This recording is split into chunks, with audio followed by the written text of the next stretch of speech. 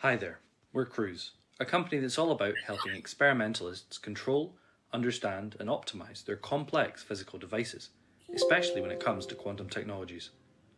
For example, if you're building a quantum computer, our software will not only give you the tools to achieve faster and better gates, but also provide deeper insights into any imperfections so you can focus your efforts on the next hardware iteration.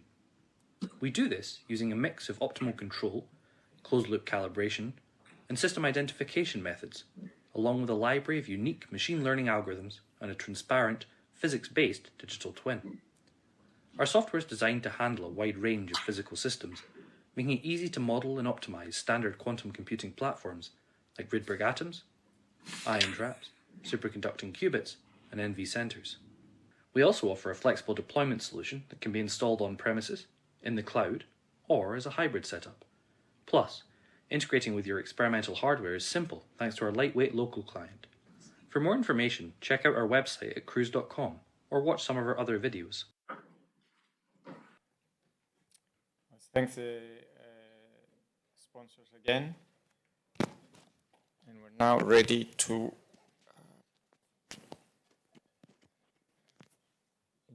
introduce the next keynote speaker,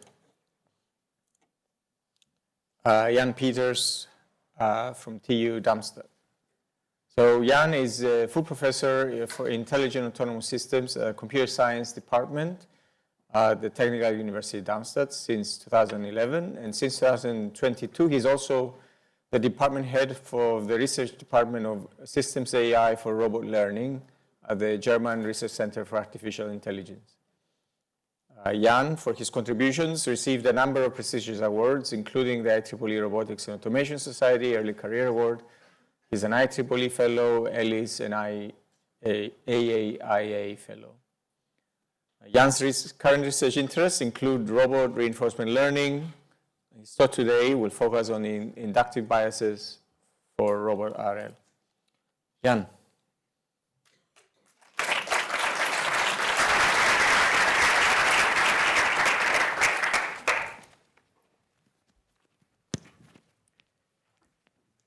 Good morning, everybody.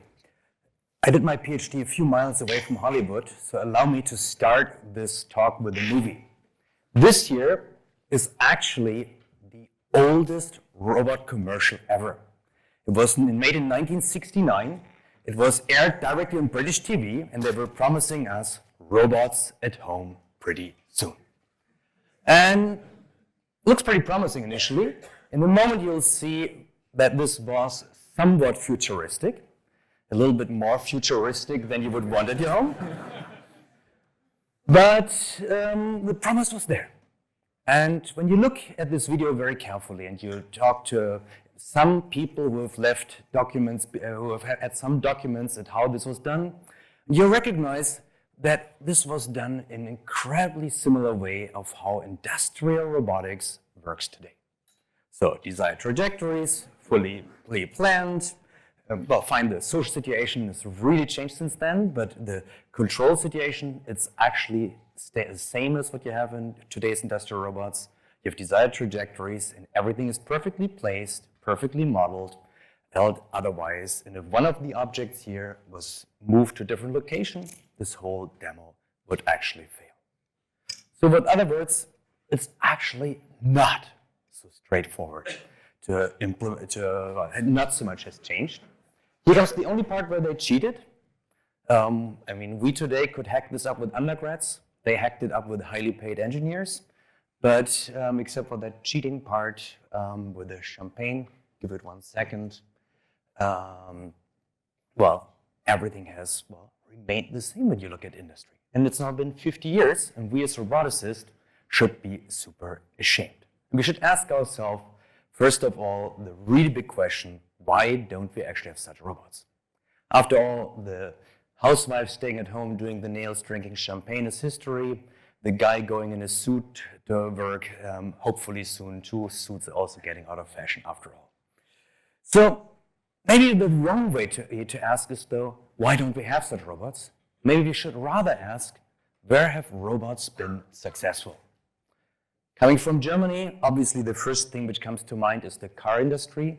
I mean, we're just finishing out off in Germany. We'll soon not have one anymore, but we've been having that for the last 30 years for exactly one reason. That was that we were really, really good in robotics. So what has happened there? Every single thing is perfectly modeled. There are only a few switches which are the only sensing in there, and everything is done at a, 150 micrometer accuracy. Then you look at the other two successful robots, and it's actually not much nicer, right? I mean, typical lawnmower robots follow a wire in the grass or have a boundary wire, while anybody who's ever bought a Roomba knows the first thing you do is you rearrange your furniture. So when have we been successful? Well, whenever we adapt the task to the robots. And what should we be doing instead? Well, we should be adapting the robots to the tasks. And I think in this conference, I'm somewhat preaching the choir when I'm saying that. And also on the next slide, when I'm suggesting the solution, I think by now everybody has fully embraced that paradigm. Now, 15 years ago, this was not the case, right? 15, 20 years ago, when we first got into robot learning, I got first into robot learning, people told me I was stupid to even consider it. So, should we just do robot learning now and deep learning has solved everything? Well, not really. First of all, we gotta realize the classical robotics guys, they knew their job. They have been doing factory optimization really, really well. And if we want to succeed in learning, we have to actually beat these guys at their own game. That's not a trivial thing to do. Then data is expensive. You see this video up there. This was my first robot experiment on learning in 2003. And I still feel the back pain of bringing the ball back onto that T-ball stick, which meant picking it up, putting it back on top. Data is very expensive and it will remain to be very expensive. Now when you say, oh, data is expensive, and you have a machine learning person in the room, they'll directly say, oh, well, we don't worry about this. We will have a perfect simulator and we'll use that for generating the data we need. But I think if we have a perfect simulator, we don't need reinforcement learning, right? The combination of planning and classical control will be able to do the job when we have a perfect, so a good enough simulator. Then it gets worse, right? Robots break, there's wear and tear, and the whole problem is actually surprisingly non-stationary if you don't engineer it for it. And it gets even crazier then when you talk to people who do human learning. So if you talk to somebody who's in biokinesiology, they'll actually tell you, oh, you learning guys, you assume you have actually all these generalization powers. But we humans don't always have them. It's very easy to generalize a little bit, so that if you know, obviously, hockey, it's much easier for you to learn golf. But to become good at golf and to become good at hockey and be good at both of these at the level you need to be for solving a real-world task, or for being, well, playing in a league in this case, is nearly impossible. So this type of generalization also doesn't generalize. And then you want to have learning in real time. You don't just want to have several nuclear power stations powering your cluster so that you can accomplish this. And you have to deal for sure with the computation, communication, and energy limitations. So with other words, learning is not a straightforward answer. We have to become very, very, very smart at finding the right ways of making learning actually work. So what does robot reinforcement learning require? Well, I think it requires the robotics inductive biases. So what's an inductive bias? An inductive bias allows a learning algorithm to prioritize one solution or interpretation over another, independent of the observed data. Inductive biases can express assumptions about either the data generating process or the space of solutions. What we need to figure out is, what inductive biases does robotics offer? How can we use them for improving robot learning and especially robot reinforcement learning? So therefore, the outline of my talk is going to be very simple. I'll be talking about a few inductive biases which have helped us in the past. And let me start with the bon mot. When I started and I wanted to get into reinforcement learning, my PhD advisor told me, don't do it. People in reinforcement learning never get a job. And we all know it only works for 2D. And he wasn't totally wrong. That was actually true for a very, very long time. And what he suggested was what pretty much everybody else suggested: do imitation learning. Since imitation learning is always going to be easier than reinforcement learning.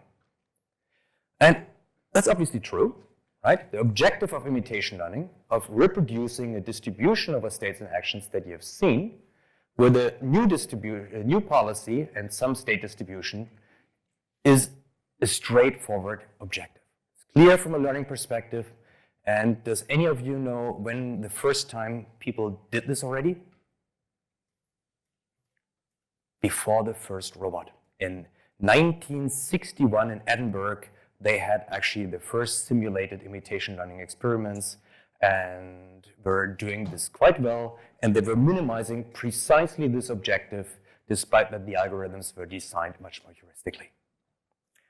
Surprisingly, it took imitation learning people very, very long to actually get to the level of putting in more assumptions, like bringing in the forward model, and therefore do model-based behavioral cloning, or the primal problem to that, which is inverse reinforcement learning. For robotics, it has been particularly helpful to take just a minimal amount of physics and solve for optimal parametric policies. And this works incredibly well. I should highlight a little bit inverse reinforcement learning, despite being so famous. And reinforcement learning is actually the harder problem in comparison to model-based behavioral cloning. So models with minimal physics knowledge can learn incredibly well. And I'll give you here one example. This here is our table tennis forehands learned from 6 strikes. They can cover the complete forehand scenario without any prior knowledge on the ball model or anything like that. Just learning both the association of the ball with the hand movements from 6 demonstrations. Of course, it just gives you a forehand, since the decision between forehand and backhand turns out to be a slight bit more complicated in robot table tennis. So, imitation is easy. Why didn't we always do it? Well, obviously, because if we could solve every problem by imitation learning, we would get our PhD in primary school. And we wouldn't need this exhaustive hard work and the exercises and all of the grid studies. And why is reinforcement learning so much harder when we need it so much? Well, when you look at the core objective, it really just has a state distribution, the policy is a distribution, and it has, the reward function, which again has nothing to do with the data. And even when you bring in any model knowledge, as you could do, for example, in reinforcement learning by linear programming, or if you go to the dual problem, so the primal, and you go into the value function formulation, none of these formulations has a natural notion of data in it. So, with other words, and also if you use the Bellman equation, you have no natural notion of data. That's actually pretty bad. And it turned out to be actually the core problem, and I think the biggest change we get from a very, very simple inductive bias. That whenever we design an algorithm that should work on a robot and does reinforcement learning on a robot, we need to bring in a notion of similarity which forces us to stay close to some training data. We shouldn't do this artificially by some heuristics as done in Q-learning originally, or the approximations of dynamic programming, but really by forcing us to stay close to training data and finding good objectives. What we figured out was to actually combine the objective of reinforcement learning and putting the objective of behavioral cloning into the constraint.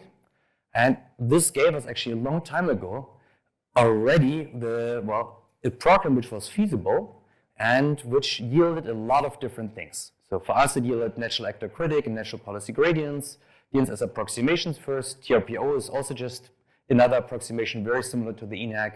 And if you choose the right kind of Q, way of dealing with the Q, you get mellowmax, softmax, entropy regularization, SAC, and all of these formulations by just variations of this program. For us, this was very powerful, and it turned out it is still the easiest if you tell a grad student, and hey, why don't you do some juggling? And so this is Kai Plöger, and well, he implemented everything of the state of the art, and with this style of program, you can still the fastest learn how to juggle. It's actually quite an interesting solution which he finds, because he starts with a complete closed loop solution, and it unlearns most of the feedback to only focus on the least noisy feedback, which gives you a really, really good solution. So Kai showed me this, and was actually just his master's thesis, and I told him, well, Kai, what about, we have 2 arms here, why don't you do 2 arms? Your defense is only next week, can't you do it until then? So this was Friday, this was Monday. And he literally told me there was 3 lines of code he only needed to change, but he only told me that after the defense.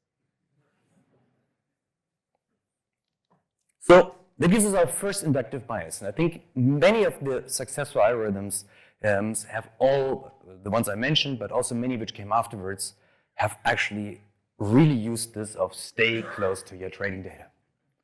Now the next one is, again, is inspired by neuroscience.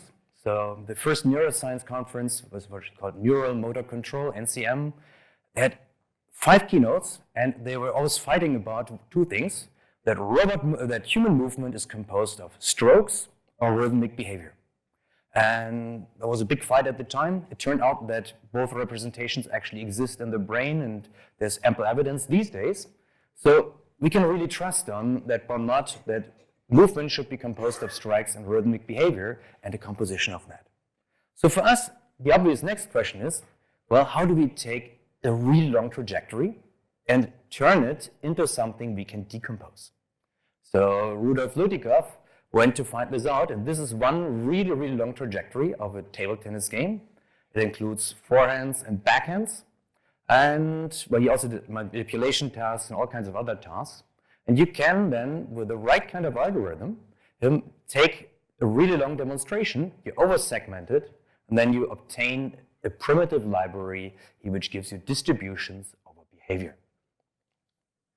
So this gives us our second inductive bias. So we should definitely obtain modular policy structures for composition, and then make these modules really so reliable that we can use them in actual applications. Now that, of course, requires that we have several layers. So you would at least need 1 gating network to activate these sub-policies. And we thought initially, okay, well, this should be straightforward. Let's just take our program from before and plug in these components, these modules, and use the same kind of program. And for table tennis, it actually worked nicely. In this case, it can do forehand and backhands, thanks because it has cameras looking on the opponents. This is simply to do with the fact that we have a 2-kilogram heavy wrist, and you really don't want to have a 2-kilogram heavy wrist go from here to here in 1 stroke and be in the absolute proximity. So it really needs the human model, the input, the cameras under the human, not just the ball in that scenario. Unfortunately, that was really naive. So what turned out was that, well, these primitives would stop to specialize when you were using this naive situation. And we figured out that you actually have to force systems to specialize and bring in really a forcing bias for specialization into any kind of more complex learning system.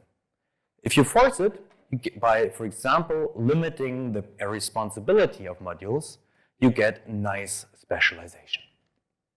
And this gives you better performance plus a fast reduction of the number of primitives. So this is our second inductive bias. Now, let's go for 2, which we combine. And well, for that, again, let me start with the story. We all know this bon mot of that models can be very powerful, but errors get exploited by reinforcement learning algorithms. I really learned this the hard way when I had just returned to Germany after my PhD And I had a boss, and the boss told me, here, Jan, have some money, buy yourself a nice robot, get some students, have a good time, do some fun research. I bought myself the only high-speed robot you could have, and everything looked great in simulation. It was a model-based reinforcement learning algorithm, and I was so foolish to directly run the policy on the robot. What did it do? It made bang, right into the joint limits. Now that meant, of course, I had to first go to my boss and say, can you please give me another 20K so I can repair my robot? Wasn't the best start, but it made me look very carefully into this. And this model was really, really good, which we had for both the simulator as well as for the model-based algorithm. But it turned out that the model learning part, due to the regularization, had kind of a very, very high frequency wiggle only in some locations. And the reinforcement learning algorithm figured out how to jump from the wrong incline to the wrong incline to the wrong incline in that wiggle.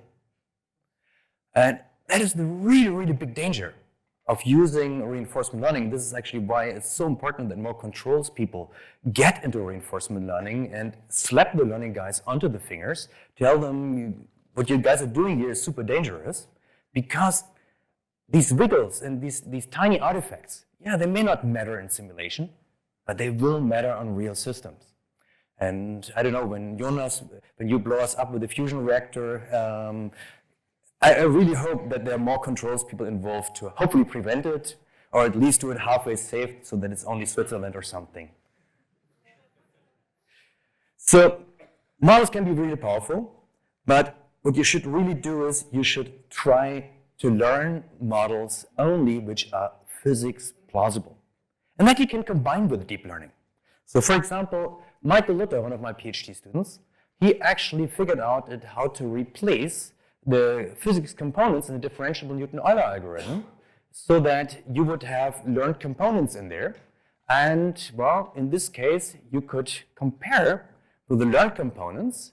And so learned components by the physics-based algorithm, which gives you nice solutions with a 90% success from just 4 minutes of data, of really just motor babbling, so wiggling around. And it even gives you transferability to other string length.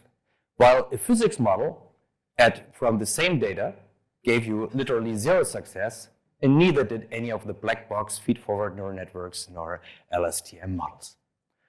And when you do this nicely, you actually recognize that there is really a map between, at the very left, of what we all learned already in our undergrad, how to engineer good models, and then how to do, well, what we then learn in grad school is how to typically do good system identification. And well, what everybody today seems to believe is we should be doing just black box learning, where you can't even get an energy model. And I mean, you guys know again very well, with an energy model you can get very good control models.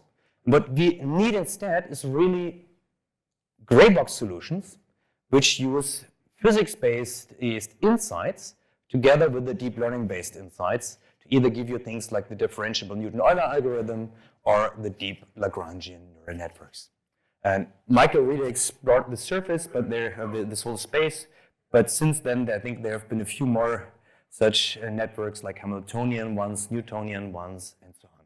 That gives us the next inductive bias.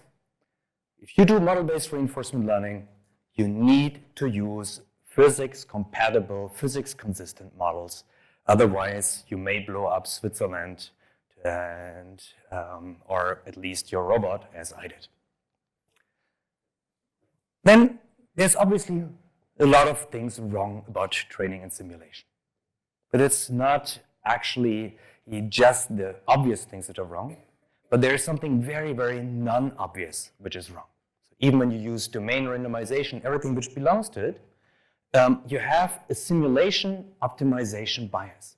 So that means the best solution you can obtain over simulated physics worlds is guaranteed to overestimate the best solution you would obtain over all potentially possible physics worlds. So the true optimal solution is guaranteed to be smaller than the optimal solution on samples. That has actually an incredibly simple intuition. So the intuition is that, let's say the true optimum is here, but some of the variance pushes you to have a better solution here or here, you will actually jump to that better solution. And that's what we call the SOB, the simulation optimization bias. So we are guaranteed to be wrong, and this should really, really give us to think when we're doing sample-based optimization of policies. Now, Fabio took very simple systems from Quanzer, your sponsor, and he did very evil things to them. So he took the ball, like these little ping pong balls, and he filled them with paper clips, with the sand, with all kinds of things. In one case, even hydraulic oil, which really made a mess in the lab. And he showed that, well, if you just had the off-the-shelf solutions, none of them would work. But if you control for your optimization bias, you actually can get solutions which generalize even across very weird dynamics. And he made this work also for, oops, no. Some of my computer hates me today. He even made this work for pendulum of cardboard problems at the different pendulums with all kinds of weird perturbation to the pendulum. So that gives us our fourth inductive bias. When you do reinforcement learning playing on a simulator, please control your optimization bias. Oops, that's one too early. Next but not is from the first person I actually know to do reinforcement learning on a real robot ever. There was a PhD student in the 1980s in Karlsruhe, Germany, who was inspired by Rich Sutton, and he wanted to do reinforcement learning on a quadruped. Now, the reason why you have never heard of him was that every single time he ran an experiment, the robot was broken afterwards. This is one reason why in Germany at some point exploration became in the robotics community synonymous for breaking your robot. So the fastest way to destroy your robot system is by exploration. And there it really helps to actually talk to controls people. And well, what controls people reminded us of was that we are doing something very, very stupid in reinforcement learning, very, very frequently. And these are the pages-long reward functions. Like Leslie Kipling has the most beautiful example. She has a 2 slides long reward function. I think it was from DeepMind, but I can be wrong. And it's 2 pages of terms. And of course, there are now the people who figure out how to get these terms in a smarter way and how to minimize them. But we're doing so many safety critical things in the reward function. Now, what my controls friend told me, that's something controls people never do. So we listened to him, and we decided to do the same of saying that robotics problems, well, also, of course, should hide the difficulties and the constraints. So that also means we should use these constraints to direct our exploration. And that brought my PhD student Puse and my postdoc Davide to the idea of that we should always construct by learning, by insight, by whatever way you prefer, the actual constraint manifold, and on top of that one, determine the tangent basis, and then sample in the tangent space is in order to get good exploration. And in this case, you have a much safer way, and you don't really break your robot. Now this shows you an example. Now this robot is controlled by Torque's direct drive on the robot, and it has, well, has joint encoding, but it also, well, this is not the real thing yet. The real thing comes the next slide. And initially it has absolutely 0 reward, and then within a few epochs, without damaging the table, it gets to a good solution. Now in this case, you can get the constraints by insight or by demonstration, so we've done both. If you wipe the table, you can also very nicely get it by learning by demonstration. Now, my team figured out a lot of different tasks by that, and by now we are running competitions against other teams from all over the world on robot air hockey, and you see basically that, well, some of the tasks are really, really hard to learn. This dynamic hitting, for a human being, this dynamic hitting is nearly impossible for most grad students and all professors. And you haven't even noticed here, you see this tiny black spot? That's the only time we had our algorithm failed and we actually damaged the table. So the safe exploration actually works. That brings me finally to my last inductive bias. And again, well, anybody of you who has ever learned a sport must have had this weird experience, right? You had a tennis teacher, a surfing teacher, a skiing teacher. They would tell you, let your body go with the flow. You were looking at him and were thinking like, yeah, this guy is totally nuts. And then after a while, you would figure out, well, he's right. Somehow, I managed to excite my body in the right way, that this wiggling at skiing or this weird movement of the forehand works for my body. And he's right. And therefore, we should actually go to the level where we finally start to build robot bodies for learning and not the other way around, so that we can actually let our body really go with the flow. And one of my PhD students, well, Dieter Büchler, he went to find out. And he wanted to, well, we had very simple design and ideas here. We wanted to have really, really high acceleration because, well, that was the one thing we couldn't get from the Barrett WAM for table tennis. And we wanted to be able to have the robot hit itself without breaking so that we could actually learn on the real system. And that brought us to the ideas of that we needed a very strong actuator. And just like a human being, we wanted to have these actuators in the base and have them as muscles, as we have most of our strong muscles in our torso, even the ones which move the upper part of the arm. We wanted to have such similar strong actuators, and we wanted to have very, very small moving masses. And so we built the system, and then we had a very, very, very famous controls person visiting us. He made the statement of, you guys, this may be a computer scientist's wet dream, but it's a control engineer's nightmare. He was obviously totally right. So we obviously we got a horde of master students and got all the controls people from the University of Stuttgart involved, and we didn't get any of the high performance out of that system. And then we decided to go for, well, a more learning solution and really use the system for performance and learning and not for feedback control. And we start by motor battling. So the robot has absolutely zero of a policy, no imitation, just self-imitation of staying close to data. Here, what you see on that monitor is that there are ball trajectories replayed. So it gets the vision input of another robot from the past. And after 30 minutes or something, it accidentally hits a ball. And then, well, becomes better over time. Let me fast forward this a bit. After 2 hours, it regularly hits the ball. And after 14 hours, so actually everybody going home, going to sleep, let the robot play, then come back, it plays nicely against the simulated ball. And it takes another few minutes of I think it was about 25 minutes of training against the real ball gun. And then you actually got this kind of a forehand behavior already from it, which are among the nicest forehands we've seen so far. So that gives us our last inductive bias. That is really, we need to build robots so that we can let the natural robot dynamics guide the learning process, guide the behavior, and so that it's not, that we do not force the body to do something which is artificial to itself, and therefore we can maybe get to much nicer embodiments and many chances in the future. With that, I'm at my conclusion.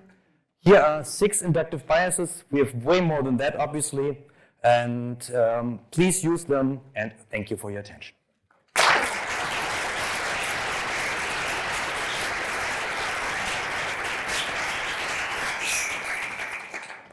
Thanks, Jan, for the great talk. Questions? Any questions? Yes. Thank you for the very nice talk. This might be a bit of a broader question, but I mean, you do obviously apply all of this to reinforcement learning, right? Do you think we can also learn from the same inductive biases in more classic control methods, let's say model predictive control? I wouldn't see why not. I think actually there's probably even more possibilities so I think we have not fully grasped at how to best combine the ideas from model predictive control and model-based reinforcement learning. And I think it's still, we still have, I think both communities have not set down together enough yet to really figure these things out. And I do think if we were, if we were bringing in simpler models sometimes into model predictive control, which only kept the basic essence, like let's say physical plausibility, you may actually end up getting, much cheaper, much faster, some good solutions. And on the other hand, the learning people who can help with that process potentially will all be super helped by having more guarantees, more things that actually I would allow in my grandmother's home when we finally release robots into the wild. And I would feel much better with it. So I think getting these two fields to move closer together is actually quite crucial. Thank you. Thank you. Any more questions? Thank you for the great talk. Regarding the last inductive bias, do you have any like maybe formalism of what you mean by the natural robot dynamics? Like, have you ever attempted to use like a control theory language to kind of formalize that? Well, I think, let's maybe take an old textbook example where control was really successful. Control was really successful bringing fighter planes from being unstable originally people built stable fighter planes, and then they figured out they're much, much better when they're unstable. And that was only possible with the feedback control and also with turning off feedback control at the right point so that you let the dynamics take over and not, you don't fight the dynamics. I think we have this in all robot systems. And there's something that we can make use of such things. Most robot arms these days have gigantic motors, which are made to overpower everything by very frequently just linear control with gravity compensation. I mean, really the cheapest control form ever. And we're wasting the embodiment space. And when you look at mechanical engineering, we have actually only taken a very short amount of time where we looked at embodiments and what embodiments we can build until we figured out we can build these and these, and now these we want to control. And since then, the mechanical engineers have only been delivering solutions for which they know, oh, if I go to this guy, he can control it. They don't even think enough about talking to the controls. There's another interface where controls should talk to, because the mechanical engineers should talk much more to the controls people so that they would have more ideas.